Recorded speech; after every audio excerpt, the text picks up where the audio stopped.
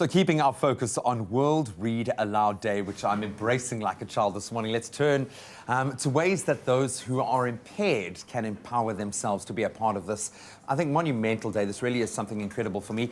Edit Microsystems. Edit Microsystems, I'm going to say it again, has been a provider of needs-based hardware and software solutions to primary, secondary and tertiary institutions for over 28 years, doing some stellar work. And one of those recipients is Athlone School of the Blind in Cape Town. And we are joined by the school's Deputy Principal, Dr. John Philander, e-Braille Project Manager, Gerard Erasmus, and occupational therapist, Zoe Michaelides. And of course, some amazing learners from Athlone as well, to share a little bit more about the benefits of assisted reading devices. And we'll hopefully also get a little bit of a demonstration on how exactly that works. Good morning, guys. I was laughing, saying, welcome to our little slice of crazy. But I'm sure school life is just as crazy. But this is something exciting. You can see that most of us have kind of gone into a childlike state. As soon as I started reading again, the imagination gets activated. It enriches your life. And Gerard, I'm going to start with you because Microsystems, Edit Microsystems are on a mission, and you've already proven the success stories here.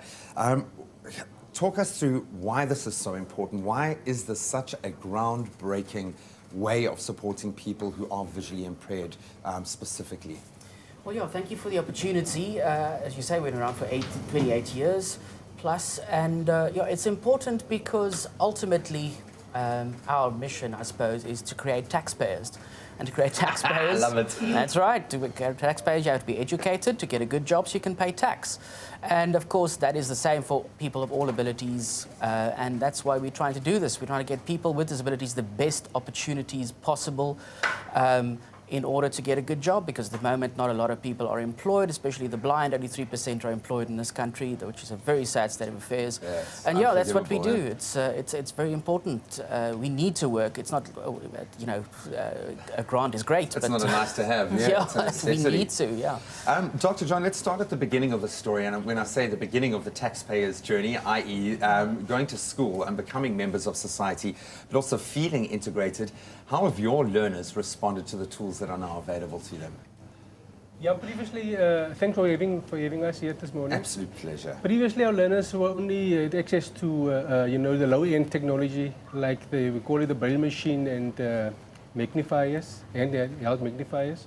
But with the technology at our school, there's a new change in the attitude towards learning. They are very much positive because they have now access to information, technology, internet, email. So on a daily basis, they can compete with their friends in the normal schools. So they don't have that thing that they are worried about, what will people say about them and their disability, because they have access to everything. And that helps them a lot, you know, to perform academically, and they are eager to learn. So for them, that's very important on a daily basis. As a parent myself, I find this age of technology, I have a feeling my child is going to outstrip me soon. So I hope that your technological prowess is also improving along the way. But there's also, I think, something about showing some of the respect of taking the time to develop a tool like this for them. That's got to be something truly special. But Zoe, I can maybe take this focus. How important is this when we look at the development of a young mind to be able to read, and what that does for their education, their learning process, their ability to be able to learn and live later on in life? Look, I mean, it's the start and formulation of their thoughts and how they're going to develop their reasoning. But over and above that, everybody needs access to information. And so reading is the first form. Most of us who are visual learners use reading. But for those who maybe their primary ability is tactile or auditory, they also still need to be able to access that information.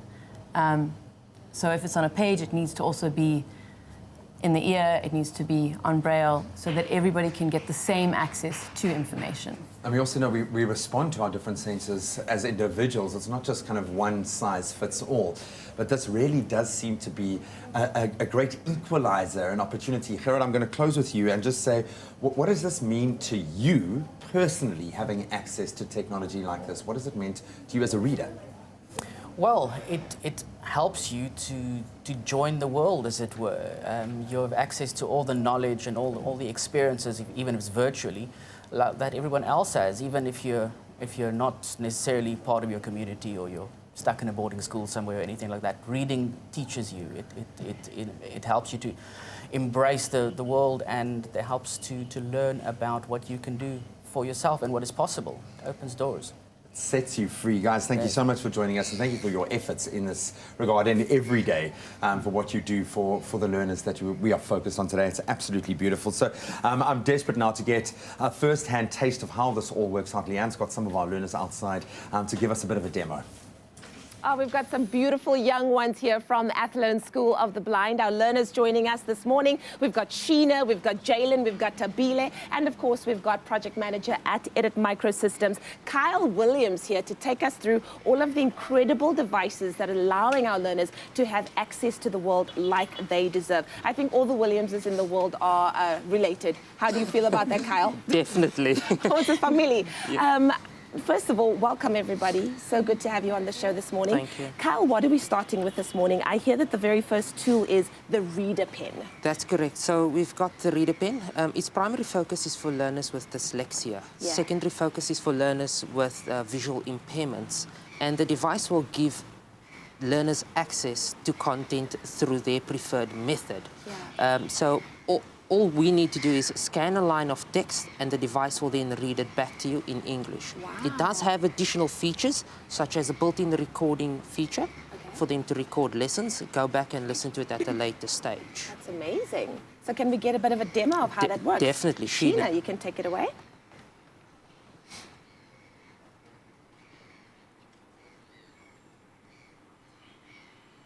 We're going shopping. We're going shopping.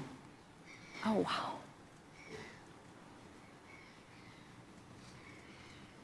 Africa jumped up and down in front of Dintle. Oh, my word, that is incredible. Sheena, that is so awesome.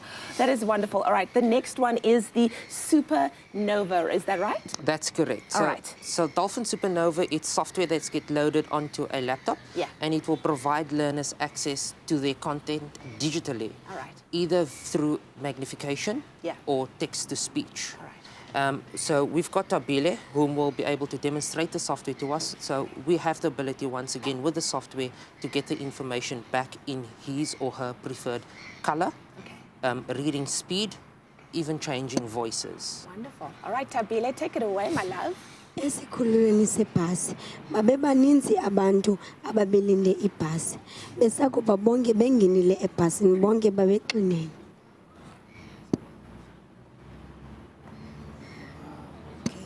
Was that it? Yep. Yes. That's Okay. Tabile, that was wonderful. That was so great. Okay, and then the last one that we've got is? the Braille Note Apex. Oh, wow. So this looks like a laptop, but with Braille. With Braille, yeah.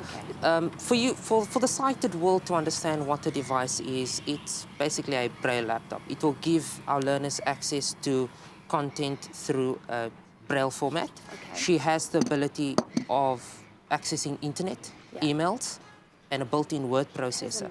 So instead of being reactive in a classroom environment, they can now be proactive. Yeah, I love that. And browse the internet, send emails, receive emails, and even read their digital books on the device. So is Jalen going to give us a little demo now? Jalen will do Jalen, it's that. all you, my darling.